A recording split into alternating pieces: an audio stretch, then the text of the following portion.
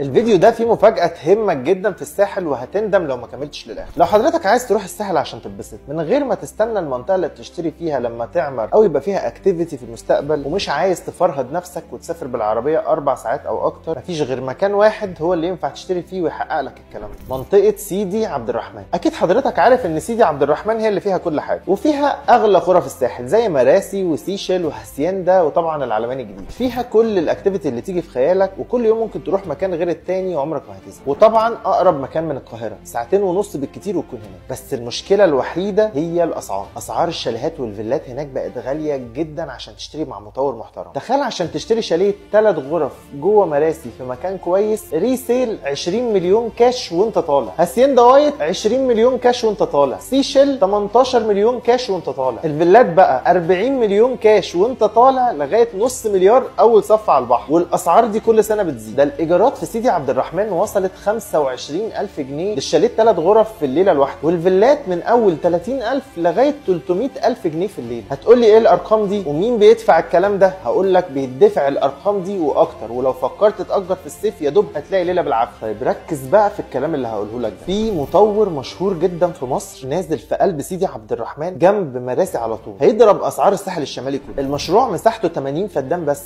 ودي ميزه قويه جدا، ومبني على 14% من مساحه المشروع بس، والباقي لاجون ولاندسكيب، وكمان 80% من المشروع فيلات و20% بس شاليهات، وده هيقلل الكثافه او الزحمه فيه بشكل كبير جدا. منزل اسعار الفيلات بتبدا من 16 مليون جنيه مقدم 10% وتقسيط على 9 سنين. هات لي بقى فيلا في الساحل الشمالي كله بالسعر ده، ما بالك بقى الفيلا دي في قلب سيدي عبد الرحمن. وخد بالك ان المطور ده بالذات ما بيتاخرش يوم في التسليم، ومستوى مشاريعه عالي جدا. الفيلا دي لو هتستخدمها فانت حواليك كل الخدمات اللي في سيدي عبد الرحمن وقريب من القاهره. لو هتأجرها هتتأجر منك الصيف كله وبسعر عالي جدا، وحتى لو فكرت تبيعها بعد ما تستلم هتجيب لك سعر عالي جدا ومش هتكون كملت نص ثمنها. طب والشاليهات؟ الشاليهات قدامها لاجون سويمبل، يعني تقدر تعوم فيها وفي نفس الوقت فيو قوي جدا. اسعار الشاليهات بقى على اللاجون على طول بتبدا من 8.5 مليون جنيه تقسيط برضو على 9 سنين، والشاليهات 20% بس من المشروع، يعني مش هتستنى كتير. المشروع ده بجد فعلا لقطة، ولو فكرت تقارنه باي مشروع تاني في الساحل مش هتلاقي مشروع تقارنه بيه، سواء من ناحيه اللوكيشن او السعر او الخدمات او المطور. ابعت لي رقمك في رساله لو عايز تختار فيلا او شاليه النهارده من غير ما تحجز، ويا ريت في رساله مش كومنت. انا سامي صموئيل،